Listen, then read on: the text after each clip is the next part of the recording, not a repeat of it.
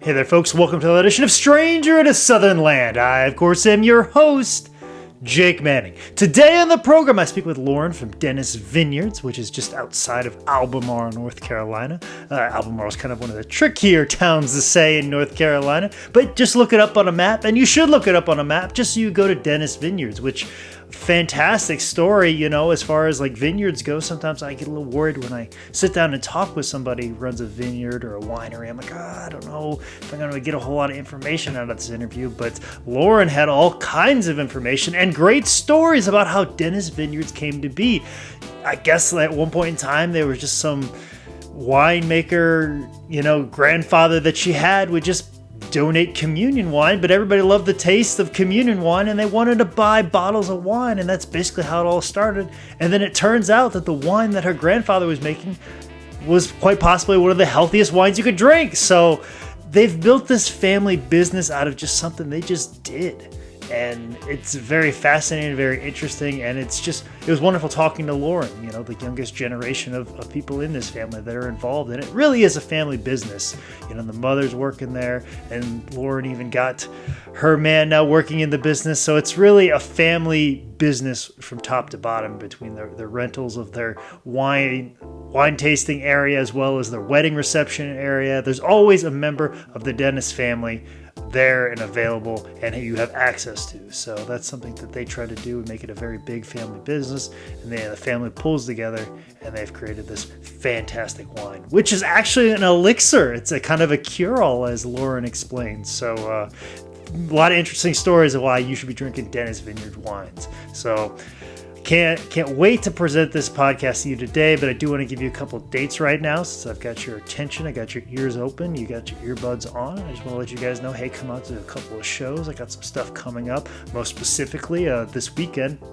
Hopefully you're listening to this while I'm on the road. If I'm not on the road right now while you're listening to this, I am behind schedule right now because I plan on doing a little bit of comedy on my way to Iowa, where I will be wrestling for Pro Wrestling Revolver. And yes, the website is prowrestlingrevolver.com, and I'll be wrestling for them Friday, June the 10th in Clive, Iowa. I'm very excited to be going there. Clive is just a town outside of Des Moines, so I hopefully will be able to swing up to Waterloo area to see the Pro Wrestling Hall of Fame that is there. But make sure you come out if you live in the greater Des Moines area and you want to see me make my Iowa homecoming Friday, June the 10th in Clive, Iowa for Pro Wrestling Revolver. Then I've got to hurry back. I can't dilly-dally. I can't do too much sightseeing on the way back because I have to be back for Monday, June the 13th, where I'll be emceeing for Pete Davison. He will be in town at the Charlotte Comedy Zone. For more information about that show, make sure you log on to cltcomedyzone.com. And then I can't stay too long in Charlotte because I got to hit the road again, because on June 15th, I will be traveling down to Atlanta and performing at the Laughing Skull Lounge. So very, very busy as far as comedy goes, but also, too, I've got a little bit more wrestling before June closes out. I'll be wrestling for NAWA in Sugar Grove, North Carolina on Saturday, June the 25th. So I'm very excited about those dates, and always just very excited for you guys to be active with me online. I am very easy to find online and very available on Twitter at ManScoutManning and on Instagram at ManScoutManning. If you have a question about this podcast, or if you want to become a sponsor of this podcast, make sure you email me at jake@sslshow.com. Or if you're going to book me for an upcoming wrestling event, make sure you email me at manscoutmanning@yahoo.com. And always, big thank you to Shining Wizards Podcast Network, and always a big thank you to my producer, Don, and make sure you support him and all the other podcasts that are available on his network, especially How Did This Get Booked, which is hosted by me and Zane Riley. And for more information about all those podcasts, make sure you log on to dsct.tv. And Shining Wizards Podcast Network is available at shiningwizardsnetwork.com. Anyways, without further ado, let's jump into this wonderful podcast where I sit down with Lauren from Dennis Vineyards here on Stranger in a Southern Land.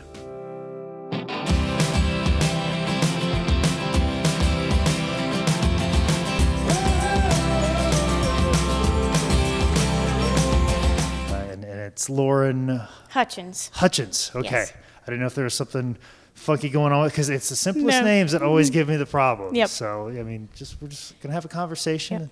about Dennis Vineyards. Okay. Here in Albemarle, North Carolina, which is funny because like I've driven past this place so many times. And I hear that so many times. Yeah. Mm-hmm. Yeah, and you said you grew up at just the house. Yes, just right there. Just right over there. So how long has this been in existence? I said, well, actually, I asked that. My shirt. That's the dumbest question I can ask. Because I wore it on purpose. to make me look dumb. No. Because I asked the dumbest question. The one question that shirt answers is how long this vineyard has been in existence. You got it. And it is staring at me. Like I could have asked any other question in the world. I could ask, is the sky blue? Well, it is a blue shirt, so that up. Okay, so there's two dumb questions that shirt answers. Is basically how long it's been in existence since 1997. Yep. Now this is very new because it seems like a lot of vineyards and wineries have popped up over the years in North Carolina. It seems like they were mostly the early 2000s, I'm guessing. Yep, you got it. Because there's a lot of regulation that opened up. Oh, yes. So why was Dennis Vineyards ahead of the curve in a sense? Well, it was never really anything that we planned. Dennis Vineyards just kind of happened.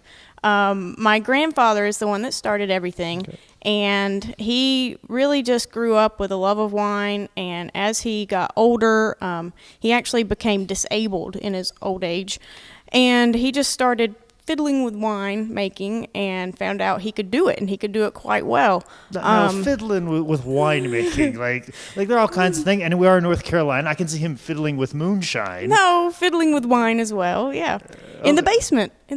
Okay, so it's still in that lines of we're making our own alcohol and we're going to drive super fast to deliver it. Correct. Okay, so it's of that ilk. Actually, mine's a little worse because we were making it and delivering it to churches. Oh, okay. So for church wine. Well, it's communion wine. You're trying to cut out the middleman. Right. You know what I'm saying? It's church trying to skimp here and there. So, I mean, I understand that. Yeah, but really, it was never anything that we thought would actually become a business or anything. It was just a hobby that merely exploded. We just want some really good communion wine. Right. And then our church followers would come home with us and we would distribute it out of the house. Which is very funny. That's a very captive audience for a wine tasting. I know. If you look at it that way, that's kind of a smart business plan. But at the same time too, it's no, I don't know if I've you're church, all right, communion wine, boom, and you just try to get past it, and this was good communion wine. That was the difference. Is good. I want some more. That was the difference. I want some more of the blood of Christ. Correct. Please give me some more. That's kind of bad, but funny at the same time. Well, I mean, it's a unique business model. I'll say that much. You got it. Mm-hmm. So they started delivering to the partitions and stuff like that. What was that process like? How many bottles was Grandpa pushing out? Well, the churches themselves, we were just donating it to them. Everything at that point, since we didn't have a license, just had to be given away. And so we were just giving our wine out to churches, and then the people who were trying the wine during communion were falling in love with it and literally just following us home every Sunday after church so that we could divvy it out of the basement.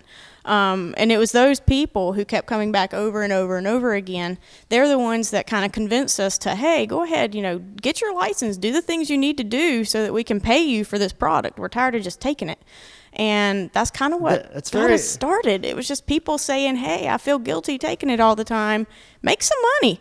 And so we listened. That's a very country thing to do. I feel guilty, paying for this. It's even a sense when I do open mics, I was asked for, because I don't drink. So I feel like I should give the businesses that I'm going into for 2 or 3 hours a little money. So I always ask for water, which is always free. And then I leave $2. Yeah. Just because I feel like, I should pay you for my time. So I'm not such a freeloader. Yeah. It's a very country thing to do. And not a lot of people think that way. So it's very interesting. But in the height of giving away the wine, how many bottles would you say he was giving away? Each church was taking, probably 10 or 12 cases. But then individual people coming to the house, we would typically only give out, 2 or 4 bottles a person. We weren't giving out tons, but at that time, my grandfather was making wine, but then my dad was also making wine too. So it was like double the amount that we had previously. So we had a lot to kind of just hand away. So quite a bit of wine. Okay, well, when you're making wine on that small level, like how many bottles? Are we talking about like a couple hundred bottles or like?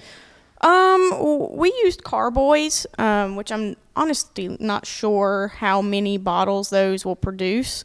My guess would be around a case, probably 12 bottles to maybe 2 cases per carboy. And we gradually started upgrading to bigger and better ways to age our products rather than just the little carboys. Well, let's talk about what carboys is. You Okay. know exactly what it is because Yeah. you grew up with Yeah. wine. I have no clue. Some people who do like vineyards and wines, they probably know. But like, explain what a Carboy is a glorified jug. It is a really big winemaking jug. And most people that make hobby wine use them. People stick them in their closets, just put them away somewhere, forget about them. But we had like dozens and dozens and dozens of them. Most people have like one here, maybe one there. So that's the difference, is that we kind of went cuckoo over it. We had lots and lots and lots of them. Mm-hmm. And one thing that people don't realize when they're making hobby wine is that your carboys are going to start putting off CO2. Because as you are making your wine, your sugars and your yeast react together to create CO2 and alcohol. But that CO2 has to go somewhere. And so it just leaks throughout your house. And so if you're not careful, you will be feeling really funky all times of the day because your house is just completely overrun with CO2. My dad had to actually drill a hole in the side of our basement and put a pipe in to actually start getting some of that CO2 out of our basement because it was so overpowering. Every time you'd walk by the staircase, you'd like faint a little. It was crazy. Yeah, so you definitely couldn't have one of those CO2 alarms. You'd just be going off all the time. Right, constantly. Mm-hmm. It's quite an interesting hobby that you got to drill a hole in your basement. Yeah. I mean, like, so was that like the main hobby? Like, Dad and Grandpa didn't work on cars. They didn't do a lot of, but like just winemaking was their sole hobby? Well, the backstory is that my grandfather has always been an entrepreneur. He has run brick companies. Basically, he and his family had a Lowe's type home improvement store before there was a Lowe's. And so he had that. He had a computer store before computer stores were big. He immediately saw that computers were going to be every home is going to eventually have one of these suckers. And so he opened up a store before, there was a Best Buy or there was a any store like that. And so he's always had a business mindset. And so anything he's ever done has been to, I guess, hopefully make a little money. But my dad, he's kind of a jack of all trades. He is an electrician. He is a fixer of anything. And so really his hobbies are just kind of making things work that didn't used to work. He's great at taking apart VCRs, and that shows my age. I do know what a VCR is. You preach to the choir. I know exactly what it is. I know VCRs quite well. Mm-hmm. And they had to rewind them. Actually, when I first got into broadcasting, I was working with VCRs and making VHS tape dubs and stuff like that. So I'm well versed in the arts. Yeah, but I mean, my dad really, he didn't have a whole lot of hobbies. I mean, he just worked like a crazy person all the time. But he's the type person that can do anything he sets his mind to. Really a jack of all trades. People laugh and say, like, "Oh, what do you do at the winery?" And he's like, "Well, I do everything," because he's the winemaker, he's the vineyard keeper, he is a tasting room attendant, he's a wedding manager, he's everything. And so he just kind of has to wear lots of hats. And I kind of strayed from that question a little, but no, you're doing just fine. That's what I want. Just go off on that because when you're a jack of all trades, it's very hard to find other jobs, other places, and stuff like that. Because they ask, "What do you do?" I'm like, "Well, I do everything." Everything. Mm-hmm. You know what I'm saying? It's very hard. I have that problem right now. I don't know how to formulate a resume for myself if I want to look for another job. I have no clue where to start. Mm-hmm. So, anyways, you said your father and your grandfather were making their wine. Right. Was there ever like a competition like, hey, my wine tastes better? Yes, there was. Okay, yes. let's talk about that. At this point, you'll have to understand, I was like only 9 years old. And so for me, I had no idea what was going on. I just knew that my parents were making some kind of juice that I could not taste. But my grandpa was the one that came up with like the initial formula for it. He's the one that did all the, the researching and the perfecting. And then my dad was like, well, I think if I tweaked it this way or that way, it might be a little better. And so there did become a little bit of a father-son rivalry there. I mean, no blood was shed, nobody smacked anybody, but they definitely were like, no, mine's better. Well, no, mine's better. And they would like get their friends in on it. And honestly, today the recipe they use is a blend of the two. So they did kind of have to come together and find out that they both had good ideas. So that part's really cool. Does that hurt them? Probably a little, especially my grandpa. My grandpa is a very proud man. Very, very. He doesn't like to step down or say that anyone else is right. Because I'm sure your father was like, well, mine was made better. Yeah, you right. had the original, but like, see, I've made it better. Yeah. Kids always feel that way. Of course, as always. So you're 9. All you know is this juice you cannot drink. Right. Like, was that pretty much you knew about alcohol? Like, because that was the thing with me. My dad, all I know is he drinks out of these silver cans, and I'm not allowed to ever touch these silver cans whatsoever. And it smells funky because I'm picking up these cans 2 days later for like a Boy Scout drive. Yeah. You know what I'm saying? Like picking up pop cans and beer cans. So was that your idea of what alcohol was? Well, my parents never really wanted to make it into something bad. Like, they were never the type parents that were like, you can't ever touch this. This is bad stuff. Like, I mean, they were making it for God's sake. Because then you would want to touch it more. So. Right. So, I mean, they were really open with me about it. They were like, this is wine. And I mean, we grew up Lutheran, and I as well. Oh, really? Yes. Cool. Me too. Yeah. And so that's how it really worked out for us to donate the wine to churches, because Lutherans use wine for their communion. And where was I going? I just lost it.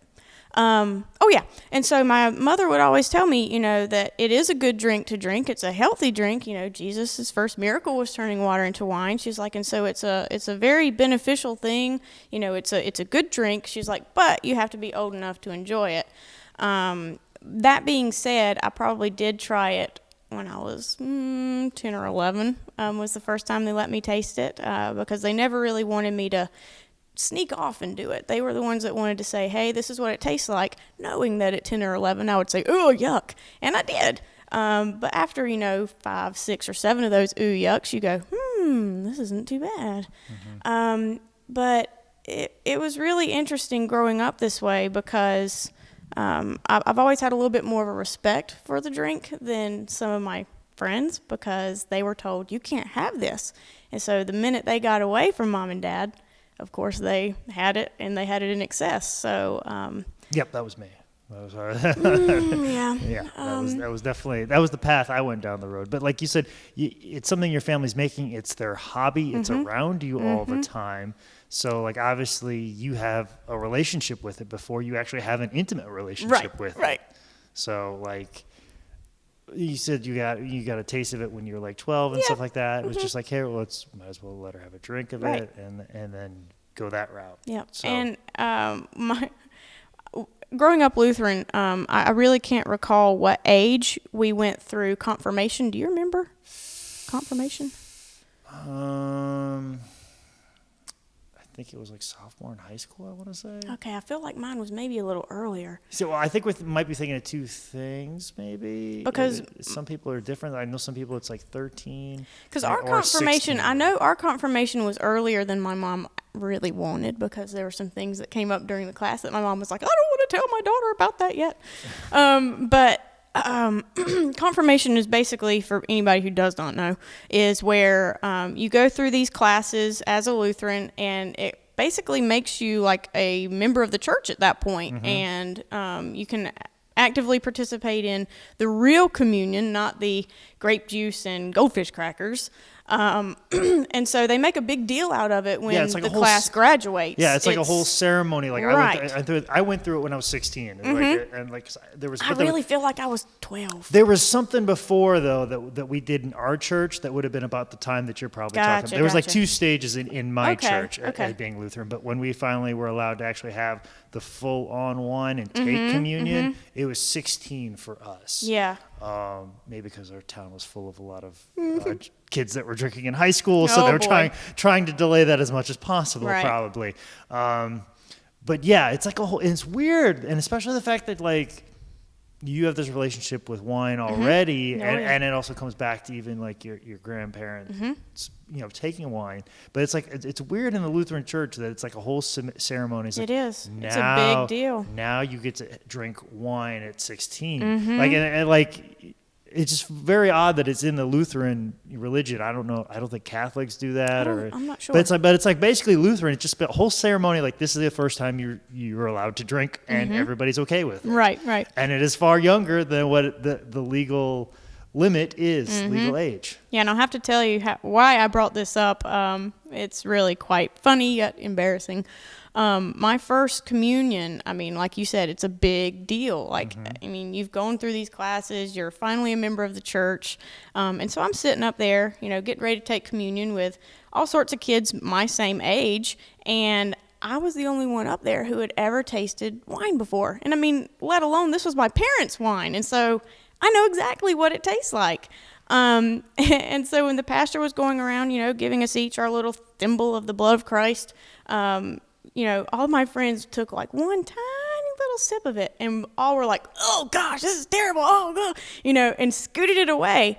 And rather than wasting it, I decided I would drink all of their blood of Christ shots as well. And so my mom, who was out in her pew, was like head down in her lap, so embarrassed because I didn't want to waste all the wine they had made. Exactly, because the process of putting it all together. You were probably there, so like I don't want my, because that's like. I was like, Mom, I'm quadruply blessed. I drank theirs and mine, but apparently that's not the way it works. That's not it. No, it's not. But like that's the thing. It's like that. Your family worked hard for that wine because it's the actual wine that they made. So I'm like, no, I know how much work went into putting this. No, you're not going to just push that away. You know what I'm saying? I'm just cleaning their plate, Mom. Right. Waste not. Yeah, there's thirsty kids in China. Right? Isn't that what you told me? Yeah. So I got to take care of that. But yeah, it's so weird. Like I never thought of it that way. But yeah, in the Lutheran religion, it's like there's a whole ceremony of you getting a drink, and it's that feeling like I'm doing something I'm not supposed to. I'm drinking and I'm not really like allowed to, but like here it's like a sense of danger a little bit too. Yeah. That's why it's a little exciting, because you're in front of your parents and you're having a drink at 16. But I was the weirdo. I'd done it before. Like, so it was not anything crazy out of the normal for me, but all my other friends were like, holy moly, that's what that stuff tastes like. And they're like, I'll never touch that again. Exactly. They did.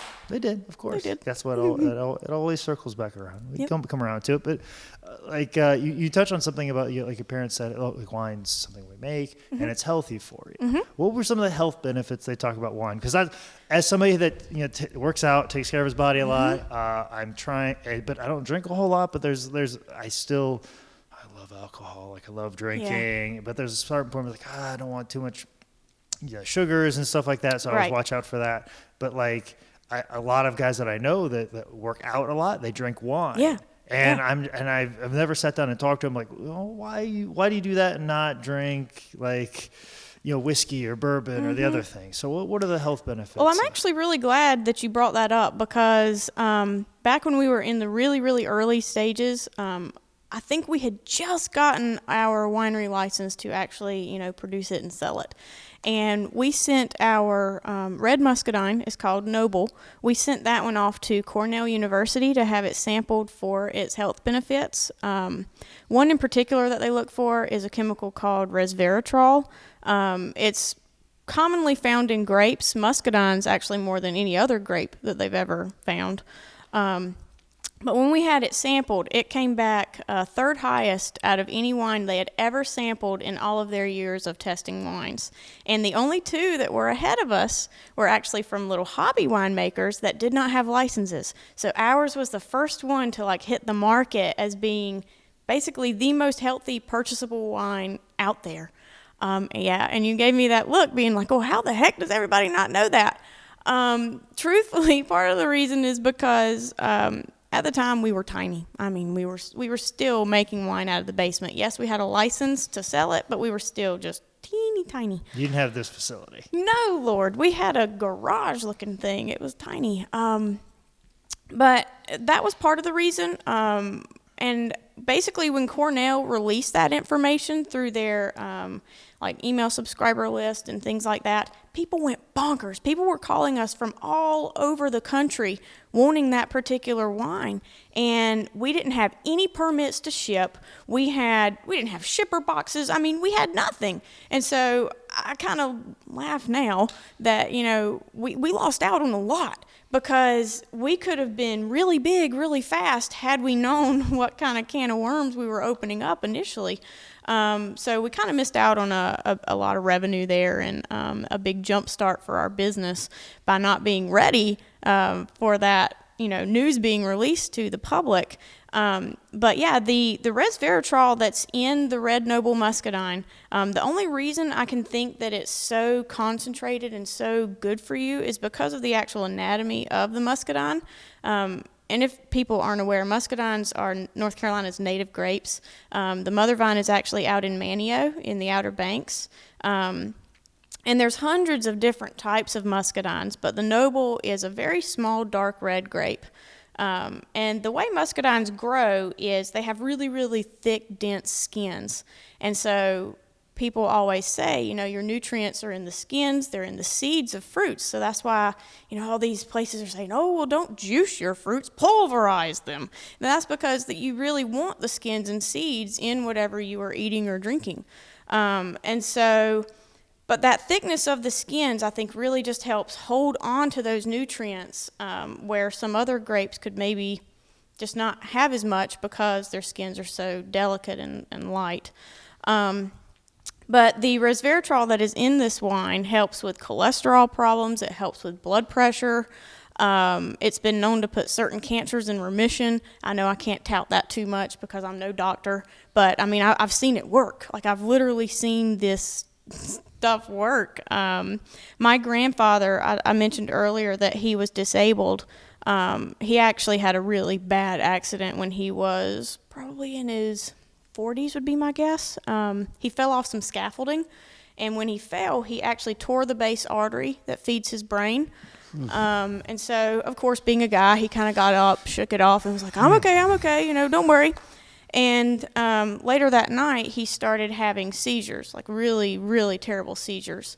And so when his wife took him to the hospital, they did an emergency surgery on him. They basically said, you either try this surgery and either it works or it fails or you die. They're like, there's no, you know, plan C. Mm-hmm. And so, of course, he opted for the surgery. The surgery actually succeeded. Because he had so many options to choose from. Yeah. So, but the surgery succeeded, and they gave him a maximum of 5 years to live, and he's now been with us for, like 30 years. So he is a walking miracle, but when they were doing his surgery, the doctors slipped up a little and somehow gave him double vision in one of his eyes when they were doing his brain surgery. And they basically told him that there is no reversing that kind of damage to your eye. And so, of course, he was a little upset, but he had to wear a patch over that eye for years and years. And this was, you know, still in the early stages of him making the wine and things. He found out the health benefits of this Red Noble, and so he just started drinking it nightly, you know, 4 to 6 ounces, sometimes more. But what happened... More is better, right? In some things. Alcohol, they don't say so, but... Okay. Basically what happened was, you know, the doctors had assured him, there's no way to reverse this, there's nothing we can do, I'm sorry, you're going to have to wear a patch forever. And one day he was out working in the vineyard, and my dad walked up to him, you know, tapped him on the shoulder and was like, hey, what are you doing? And when he turned around, he noticed his dad's patch wasn't on his eye. And he was like, Dad, where's your patch? And he was like, well, it's right up here. And, he reached to touch it, and it wasn't there. And he was like, I can see. And, I can see plainly, clearly, I can see everything. And so he rushed home on the gator and was so excited to tell his wife that he could finally see clearly out of that eye. It was just the craziest thing ever. Shortly thereafter, he did start getting a little bit of a headache, and his vision did start getting blurry again, so he put the patch on. But after, a couple weeks of kind of interval patch wearing, he doesn't wear it anymore. It has completely and utterly reversed, and the doctors are baffled by it. They have no way to explain it, but didn't change anything else in his diet or his not routine. A single Still probably thing. ate Bojangles biscuits Yes, and everything sir. else. Just mayonnaise on top of mayonnaise. the only thing he changed was the wine. That is it. The end. And so since then, there has been research done to prove that the resveratrol in these grapes actually can reverse, macro degeneration and things like that. The things, it helps rebuild certain muscles and things like that in your eyes and all sorts of stuff. So, the science is there. It's proven now that can happen.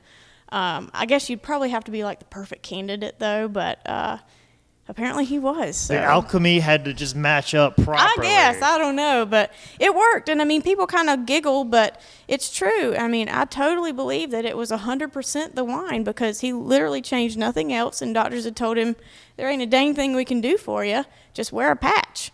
And so for it to just kind of correct on its own like that, it's something helped. And so we contribute that to the wine. So... Well, already, that's a testimonial right there. Have you ever heard any other stories? Like you said, you brought up, since we're talking about the healthiest wine ever, let's talk about some more stories about it. We have people who, most doctors don't really want to tout the health benefits of wine because of the fear of someone, overdoing it or whatnot. It's alcohol. It's right. Scary. It's bad. Yeah. And so, really, most doctors don't mention it too much. I will say it's starting to come up a little more than it ever has before. But a lot of the holistic doctors in our area, and ones who kind of said, well, I don't care what, the feds are telling me. I'm going to promote wine when I know it's good for you. I'm just going to make sure I tell you to do it in moderation, because that is what you need to do. But we had doctors in the area who had patients who were not wanting to take any of the statin drugs or things like that they really needed to be on for their, is it cholesterol that statin drugs help? Yeah, I believe so. And so they really didn't want to take these drugs because they had heard so many of the bad side effects and things like that. And so the doctors were like, well, look, I can't let you out of here with nothing. You're going to die if I don't help you. And so we actually had doctor prescriptions, handwritten prescriptions, walking their way into our tasting room because people were too stubborn to take their, doctor prescribed medicines. And so the doctor was like, look, I know wine is good for you. I've heard great stories about this wine in Albemarle. He's like, here's a prescription, go get it filled. And so they would walk out here, hand us our prescription, and we would, get them their noble wine, whether it was the sweet, semi-dry, or dry, whichever version they liked better. But yeah, it really, really helps with your cholesterol and your blood pressure. I've heard more than anything is it really helps to raise your good cholesterol. It lowers your bad a little bit, but what it does is it triples your good cholesterol a lot of times. My mom has never had to be on cholesterol medicine, even though she has struggled with hers her whole life. One of the last times she went to the doctor, they said, look, Amy, you've got to get it under control. We're going to put you on medicine. And Mom said, give me 6 months. I'm going to try something and let me come back.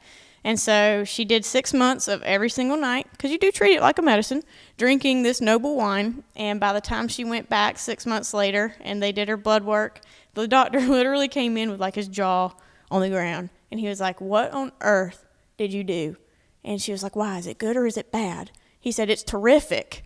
And she said, well, all I did was drink wine. And he was like, well, Amy, keep it up. I'll see you in a year. And so it's been really cool to hear how well this stuff can work. But really the key to it is you do have to treat it like a medicine. It is a nightly routine. You drink your glass of wine with dinner or before bed. Doctors recommend it with dinner. But it can't just be I feel like my heart needs a little wine today. Like, it's got to be something that you do continually, just like you would a pill. So, but it does help. Like, it literally helps. It's not just us saying, hey, drink our wine. But I guess you're probably wanting to know part of why ours is so healthy for you. And a lot of that is not just due to the particular grapes we use, but also due to the fact of how we make it. A lot of wineries ferment their grapes. Basically, they go ahead and remove the skins, and then they just ferment the juice. And where we are different is that we ferment with those skins. And so when we are making our wines, we are basically saying, hey, you're basically eating this whole grape, the skins, the seeds, everything. And so you're getting all the nutrients from the whole grape in your glass of wine. Where if you're only fermenting the juice, you're missing all that other stuff. And so that's why so many doctors say, well, if you're going to drink a wine, make sure it's a red. And that is a good kind of rule to go by. But with our wines, we even ferment the whites with the skins, which is totally unheard of. Nobody does that. But we want to ensure that every single variety we produce is healthy for you.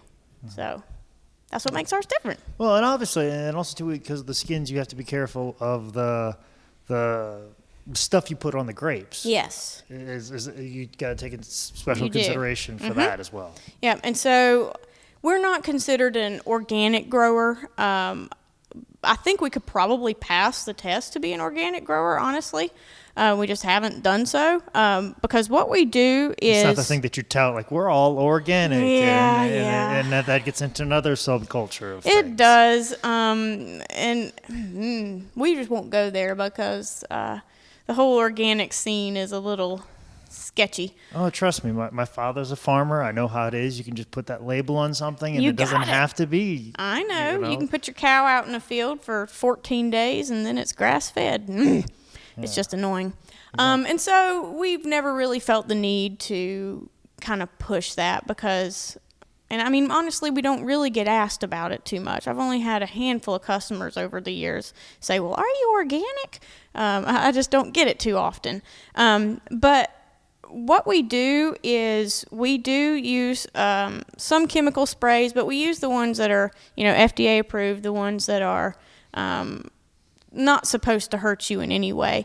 And we only spray at the very, very beginning of the season before the grapes have actually formed. And we do that so that, as our grapes start forming, it's not on the grapes. We just do it pre-season to go ahead and pre-treat anything. And then if we get a little bug problem, we get a little bug problem because we don't want to be fermenting with those skins and have anything on those skins that may, hurt you in any way, shape, or form. And so we do take really good precaution to make sure that we're, putting something out there that we're proud of. Yeah, absolutely, because that seems like another step you'd have to then go through and stuff like that. So it seems like if you're going to leave the skins on, right, a very important consideration for everything.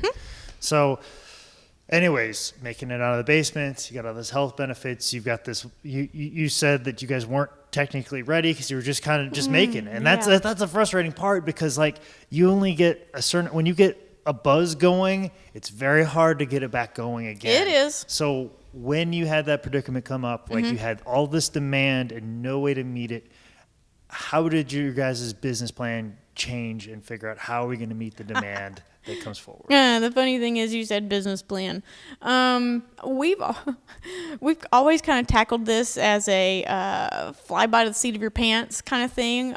If demand increases, we increase. It's just kind of been, we kind of just roll with it. And so basically when we first opened our tasting room, which, mind you, was a modified broom closet for the most part. It was literally just a tiny little narrow hallway that we had enclosed from a little outdoor shed. It was nothing. And we were so small at that point that there was a doorbell that my grandpa had rigged up that when a customer walks up, they ring the doorbell, it rings a special little tune down in their house, and he would know he has a customer. And so they'd, pause their country western movies, and they'd come up and help the customers. And at that point, I believe we had 3, maybe 4 different wines that people could sample. And I think it was within either 2 or 3 months we had sold out of every single kind we had made, and which was supposed to last us, a whole season. And we just basically had to close our doors for the next 8 months. Yeah. And so at that somebody point, like roadblocks and stumbles. Yeah. Oh my gosh. Oh yeah. And so at that point, my grandpa was like, holy moly, this is going to be bigger than I thought. And so we cleared a bunch of land, which was already family land. We already owned this, and just grabbed a lot of our family and said, hey, we need help planting a vineyard. And so we cleared out, our first vineyard was, I think 4 acres. Our second vineyard was around 5 acres. And then we've got a new baby vineyard, but each one was kind of spread out over the years as we grew. But the first one we tackled was, I think, 4 or 5 acres. And we literally just had a bunch of family out there helping us, because we had to get a bunch of posts made. We were using pine. Had to get those made. We had to dig really deep holes, get a bunch of wiring together to help string the vines up and create trellises. It was just a really quick thing we had to do, because we knew if we didn't start, making more vines and more product, that this wasn't going to work. Mm-hmm. So, and then my dad, he had been working with his brother in a kind of a medical field. He did like medical software, and he quickly realized, if I don't go help my dad, this isn't going to work. And so he quit that full-time job to come help his dad. And so that's just kind of how it all started. But yeah, we did have a lot of stumbles. I mean, we still stumble, and we're 19 years old. But yeah, there in the beginning, it was just kind of a, holy crap, I had no idea this was going to take off like it did, because we were the 12th winery in North Carolina. And so that was still when it was a new thing. And so when people were hearing that there was a winery in Albemarle, like out in the middle of nowhere, I literally had people coming from all over the place just to see us, because it was still something so new and unique for our state. And yeah, it's just been interesting to see it kind of grow and mature over the years. We're definitely better at it now than we used to be. We don't have that kind of stumbles. We don't run out of wine anymore. But that's good. We don't run out of the product we sell. Right. So that's step 1 in the right direction. You got it. Yeah.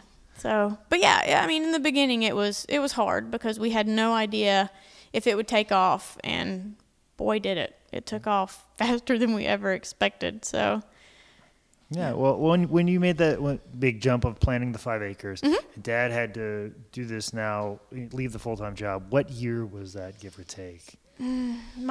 Honestly, I think it was around 99. Okay, so it was just 2 years into being mm-hmm. the full-time thing. Mm-hmm. So now, but even still, ahead of the curve of all the other wineries, and now it seems like there's a winery there is just popping up there is, everywhere. yeah. And like, whether it's good, bad, like you'll get the small ones that pop up, and then mm-hmm. you get the ones that are just monstrous. Right. They just come out of nowhere. The ones that start with bukus of money. Yeah, the ones that just start like, okay, we need to worry We're about. bored. What can we do? We need to start off building a 3,000-foot square banquet hall, so right.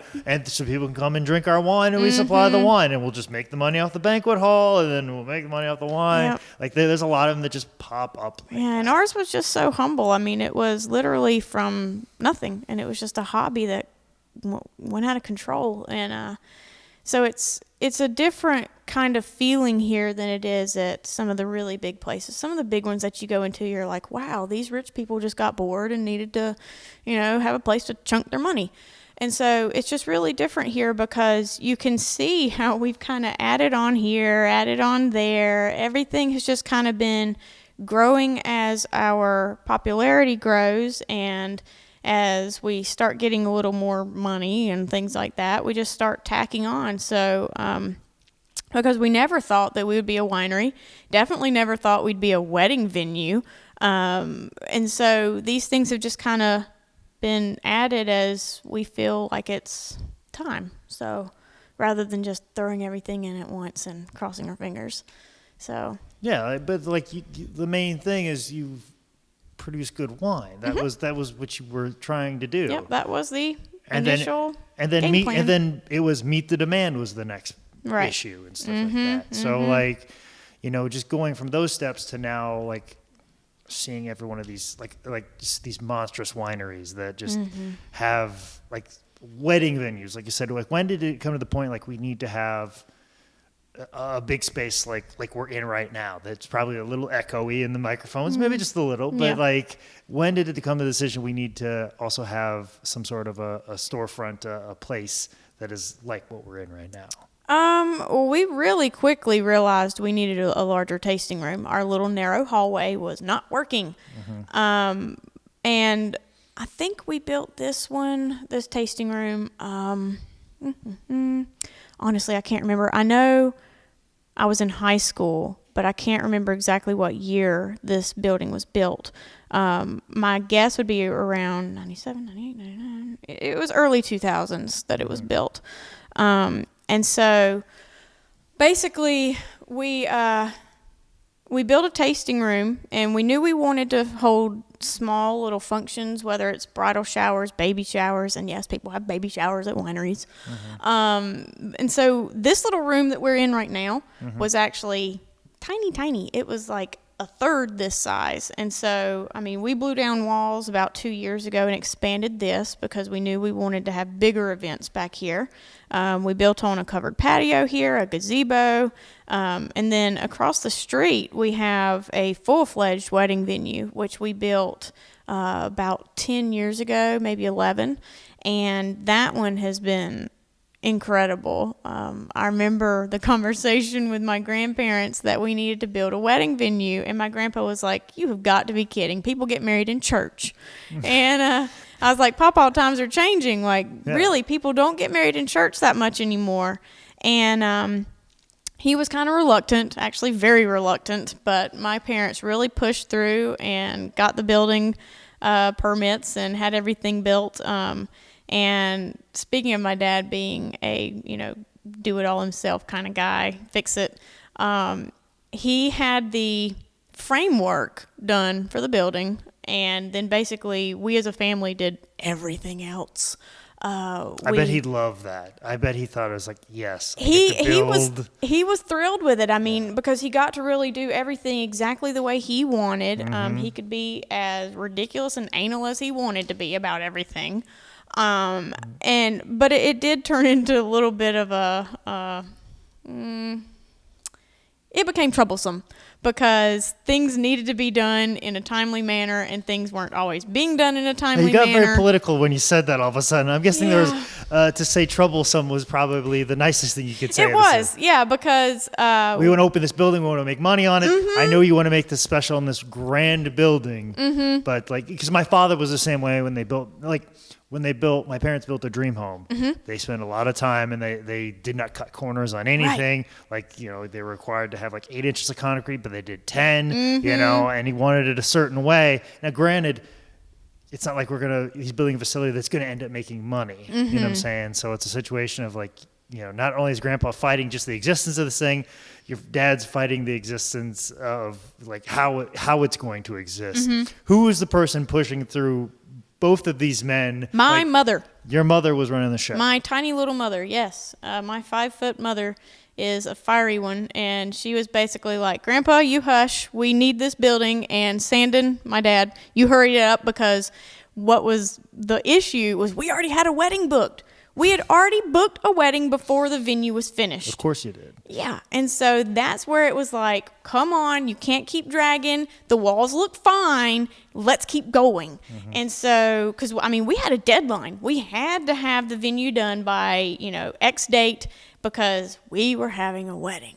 And so, it was really, it was a fun time. We had a lot of what we called painting parties or staining parties, floor laying parties, where we would just invite people over and be like, "We'll feed you pizza and we'll give you free wine if you'll help us finish this darn building." And so it just, again, turned into a big family and friend affair where we were all on our hands and knees laying flooring and painting walls. But yeah, the wedding venue has definitely been a great addition to the Dennis Vineyards. It's helped us out a lot because it's extra income. It is, and it's hard work. Don't get me wrong. Honestly, it's terribly hard work to make sure everyone's happy and just dealing with the emails and the phone calls, right, and they come out and see it, and then these are probably people that may not even like it, yeah, and then it's not open on the date they want it, so it's like a whole nother full-time job, but we're still the ones doing it. So. There's people like a friend of mine's brother's wife. She would just like managed a ballroom. Yeah, that was her full-time job. Right. Would just manage a ballroom. Like that's it, you know what I'm saying? And then make sure everything happened. Like that was a full-time job. Yeah. And it's something you're busy during the week, and then weekends you have to be. That becomes like almost an 18-hour job. Oh yeah, we're very familiar with 18-hour jobs. Yeah, so who tackles that responsibility? All of us. All of us? Yeah. You can just kind of rotate. So like, hey, this is your weekend to worry about the ballroom. Kind of. Well, I mean, like during the week, it's more like Monday through Friday. Well, actually, Monday through Thursday. It's just kind of working the tasting room and coordinating with brides if they have any questions, if they want a venue tour, things like that. That's basically what our Monday through Thursday consists of. Friday through Sunday, it's a lot busier in the tasting room because people are off work, people are bringing their friends, and so increased traffic in the tasting room. We've pretty much always got a Saturday wedding, sometimes two, this little venue that we're in now and then the big one across the street. So we could have 6 weddings a weekend. Very rarely do we. Normally it's between 2 and 4. And so weekends are increased traffic in the tasting room, weddings, off-site shows, lots of wedding shows, winery shows, things like that. And we only have like 4 full-time people.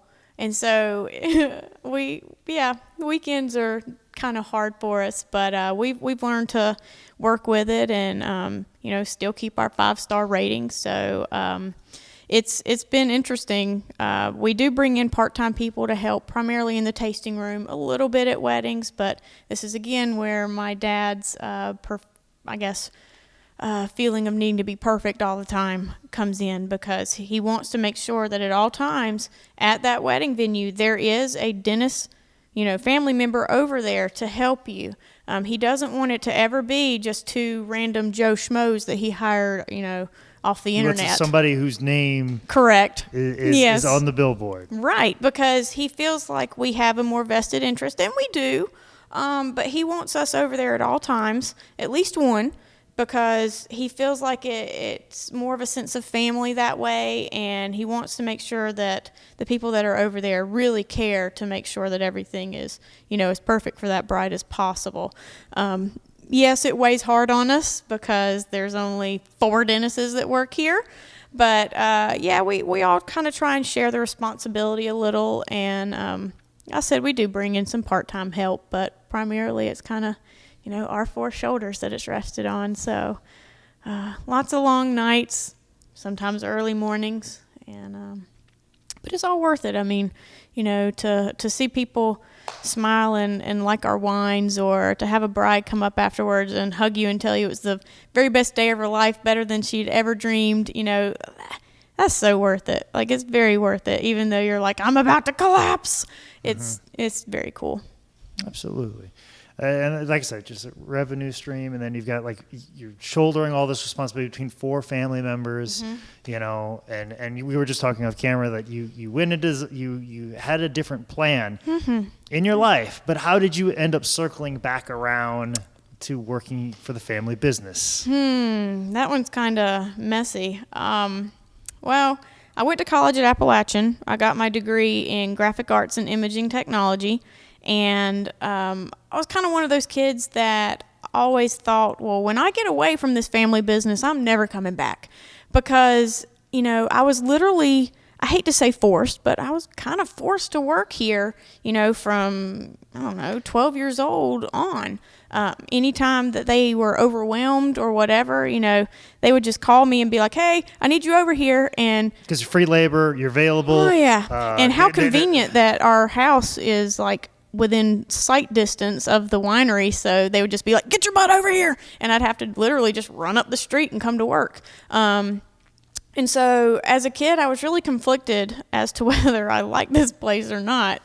I'm not for sure if this is the bane of my existence or something that I'm happy to drive by. Well, it was one of those things where I was super proud of my family. Like, I was so proud. I mean, you build a business up from the ground from nothing. Yeah, but at the same time, I was like, no, I don't want to come in. No, I don't want to work. But, at the same time, I was like, well, I mean, if they need me, I'm not going to say no. And so I was always out here helping in the tasting room. Literally, my after-school job a lot of days was putting the little capsules onto the bottles of wine, putting the labels on, things like that, little monotonous chores that my dad didn't want to do. I was the vineyard mower. Mm-hmm. I mowed a whole lot, oftentimes too fast and got fussed at. And so it was just a lot of these monotonous chores that my parents made me do growing up that made me kind of not want to do it. And so when I was in high school, I just kind of tried to avoid it if I could. I got to study. And so I really tried to stay away if at all possible. And then at college, while I was there, I was like, nope, no way I'm coming back. Like, I'm getting my degree. I'm going somewhere else. Of course, not very far. I can't go too far from here. But after college, I moved to Greenville, South Carolina. I worked there for a little while. And in my degree at a graphics place, I designed things for people. And it wasn't long before my mom actually called me, and I was having trouble at my job. I just wasn't very happy there. Me and my boss didn't always see eye to eye on things. And she called me literally in tears because she had had 2 employees, like full-time employees, just drop out on her. And she was just in a panic. And she was like, look, I hate to ask you. She's like, I know you've kind of got your own little life going in Greenville. She's like, but if you do think you might want to come back and work for us, we'd love to have you. She's like, now know that it's not anything we're forcing you to do because, this is your life. If you don't want to do this, don't do this. She's like, but if you want to, take a little time, think about it, and let me know. And I do have to say it was a hard decision. It was nothing that was like, oh, yeah, definitely, Mom. I really had to think about it because I knew what kind of life I was giving up to come to. I was giving up a, 9-to-5 job. That was my work schedule. There's never a minute over that. No weekend work ever. Mm-hmm. And I was giving all of that up to come home and work my little tushy off. And not even in Greenville, and then the difference of Albemarle, North Carolina. Yeah, I mean, Greenville, I had everything. I had a tremendous downtown life. I had, shopping centers within 3 minutes of my house that I was renting. And so I was giving all that up for cows and grapevines. But really, what kind of brought me back was just, hearing that panic in my parents' voice that, we need somebody, and knowing that they didn't have to train me. I'd been doing this really as long as I could remember. And so I just kind of thought, well, I really am their best bet. And I do have a vested interest in it. And so I'm going to do a good job. And so I kind of made the decision to come back. I was married at that point, still married now. And how'd he take it? Well, at the time he was like, "Oh, well, that'll be fun. That'll be awesome." And so we moved back, and then pretty quick he was like, "I never see you." I'm like, "Yeah, that's what happens when you work a family business and wear umpteen thousand hats." Mm-hmm. And so it kind of went from, "Hey, this will be a fun change," to, "Holy moly, you work all the time." But now he works here too. And I was going to say, like, what does he do? And then I was like, well, I'm going to let her keep talking. I'm pretty sure she's going to say that they work together. Yeah, we drug him in here too now. Okay. So, Well, but that's the only option of you seeing him. Like, truthfully, it was. Because I just did an interview with a couple that started their own sauce company, and one was a bartender, the other one worked at a restaurant. They barely saw each other. They started this sauce company where 4 hours a day they work on their marinara sauce that they sell, locally, and then in stores. I bet I know who they are. The Canizero sauces. Yes. I met them at an offsite show. Yeah, and they were talking about, like, if they didn't have the sauce thing, they wouldn't see each other. Right. And like, that's very, very interesting. And then, of course, I always think that's very scary because my boss had brought his wife into his business, but she did not feel very passionate about professional wrestling or the business itself. And that kind of, I've seen it go different directions, but I've seen it go for the positive, and I've seen it go very, very negative real fast. So, but now you guys get to see each other more than you would expect. And I'm doing the same thing with my girlfriend. My girlfriend runs an all-female wrestling show. So, like, there are times that we see, there are certain weekends where we get to see each other and work with each other, but, there is that sense of tension that in work, sometimes there are opinions that don't really. Oh, believe me. Been there, done that. But see, here's the thing that's interesting about you. You went off and for graphic design. Now, I'm sure everyone else in your family doesn't have that type of background. No. And now it's almost like your family's evil plan. Like, let her go out into the world, get a piece of education that we don't have, and then bring it back into the fold. So now that you can do design now for the winery and stuff like that. And I do. And I love the little logo. I don't know if that was your thing. That was me. Yes, I that was was me. just saying, when you say graphic design, I was like, I hope she was one to design that logo. It's a great logo. And the thing is, branding and marketing and stuff like that, that's where you come in. Yeah, and when I first started working here full time, I had never worked here on a full-time basis. It had always just been kind of when and if you need me. And so the first, I would say, 2 weeks that I was here, I just kind of sat around and twiddled my thumbs until a customer came in. And finally my mom was like, get up off of your butt and do something. She's like, I'm not paying you to do nothing. And so I was like, well, I don't like our labels. And she was like, then make new labels. And so I literally sat down, and the first label took me a very, very long time trying to figure out really where I wanted to go with our image, and if I wanted to design a new logo, things like that. And so I started with one label, a Chardonnay actually, and then from there everyone liked it so much that they're like, hey, you need to change all of them. And so that would be easy if we were a normal winery and had like 8 to 12 wines, but no, we have like 36. Oof. Yeah, so that was a lot of designing. And the struggle that I had, though, was that my dad had already designed labels prior, and so I couldn't stray too much from what he had already designed. They still had to be recognizable because they are in some stores, things like that, and so I couldn't change it to the point where people said, well, what is that? I still wanted people to be able to look at my Carlos and say, oh, that's Dennis Vineyards Carlos wine, or oh, that's Dennis Vineyards Noble. I never wanted to confuse anybody. But what was really fun was when I got to design new varieties. Like, we came out with a Chardonnay. We'd never had a Chardonnay before, so I really got to do whatever I wanted on that one. We came out with a Cabernet Sauvignon. I got to do something totally unique for that one as well. But any of our traditional varieties that we've made since '97, I just kind of had to update them a little is basically what I did.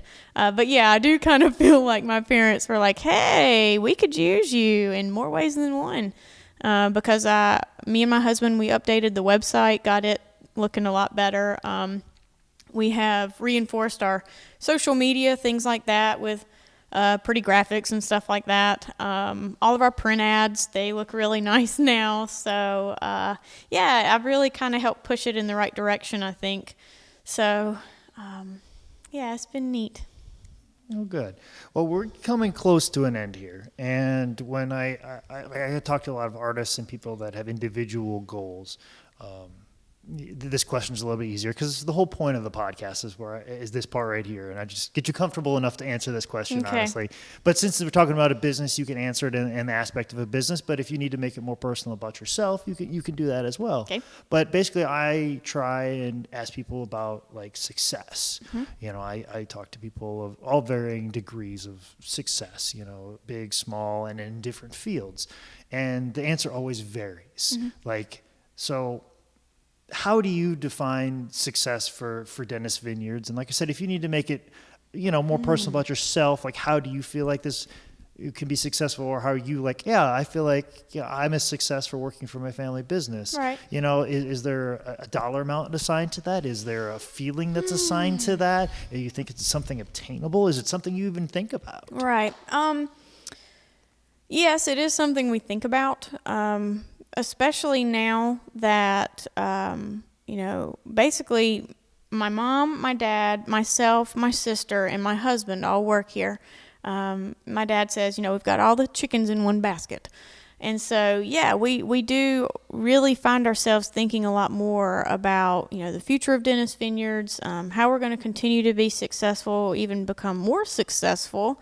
And so we're kind of, right now in a little bit of a, I don't know what to call it, but we're not really sure how to progress for the future.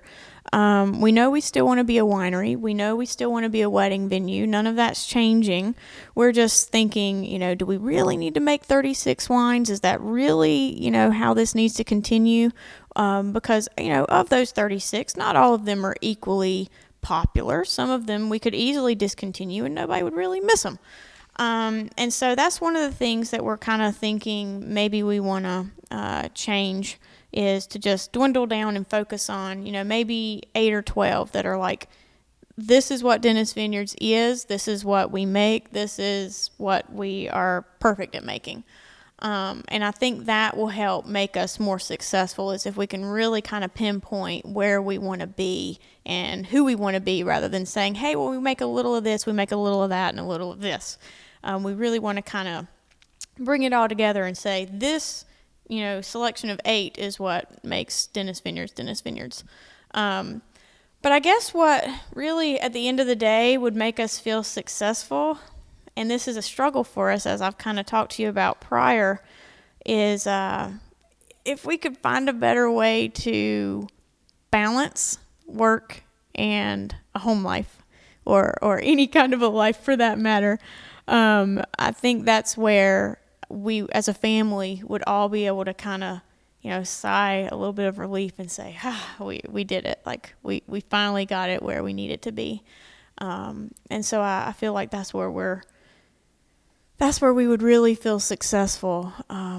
We're also right now trying to get in with a distributor who can really saturate the North Carolina market with our wines. And if that can happen, that's another time where we would sigh and say, thank goodness, like we've really been shooting for this for a long time.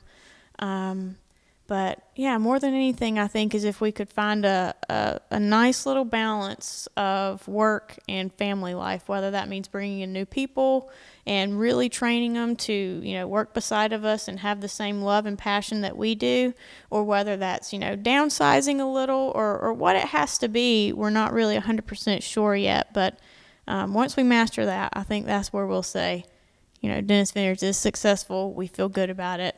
Let's keep going. Okay.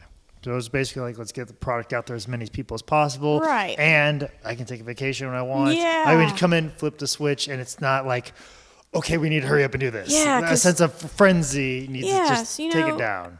People often come up to me and are like, oh, well, you run your own business? Like, that's got to be the best feeling in the world. Like, you can make your own time and this and that. And I'm like, my time is all the time. Like, what are you talking about? I don't even get vacation days. So, I think a lot of businesses like ours, family run, things like that, I think a lot of them struggle with the same kind of feeling we have, is that we're just kind of overworked at this point. And if we can get it to where we're a little more balanced, we'd feel like, yeah, we got it. Like, this is good. So that's where we're headed, I think. Okay. You just talk about distribution. Yes. Now is the point where you have a live microphone to tell people where to follow you on social media, website, where they can get this wine that is curable of ails and everything else that may affect you, and turn that around for you. So now is your open microphone to just spew it all out there. Okay. Well, you can find us online at DennisVineyards.com, and that's DennisVineyards.com. We are on Facebook. We are on Instagram. We are on Twitter now. Let's see. We have also a separate website for our wedding venue. Not sure if anyone out there is getting married, but our wedding venue is called A Place in the Vineyard. So that website is aplaceinthevineyard.com. We also have a YouTube channel, so you can check us out on YouTube as well. But yeah, and we go to a lot of off-site shows and things like that. Check out our website. We always list those on there. We do a lot of music events, murder mystery dinner theaters. So if anybody ever wants to come out and hang out with us, we do lots of fun stuff. Okay, and where can they get the wine? At the website or? Well, actually, we don't sell it online right now because there are so few states that we can ship to. However, if you are a North Carolina resident, particularly here in the Piedmont, we are pretty saturated in this area. Lots of Food Lions, a couple Harris Teeters, any of the 201 Centrals, which is a sister store to Harris Teeter. We're in all the Total Wines in North Carolina, some little mom and pop shops, but any store that we are in is listed on our website, so you can find all of that there at your convenience. Okay. Lauren, thank you so much for taking time out of your You're busy welcome. day. I'm sure you will walk out that door, you will be grabbed immediately and sent right back to work. Yeah, I've been hearing the phone ring. Yeah, I know. So, I'll let you get back to it, and just thank you so much for taking time. Oh, you're welcome. I'm really glad enjoyed it. I got to talk with everybody. All right.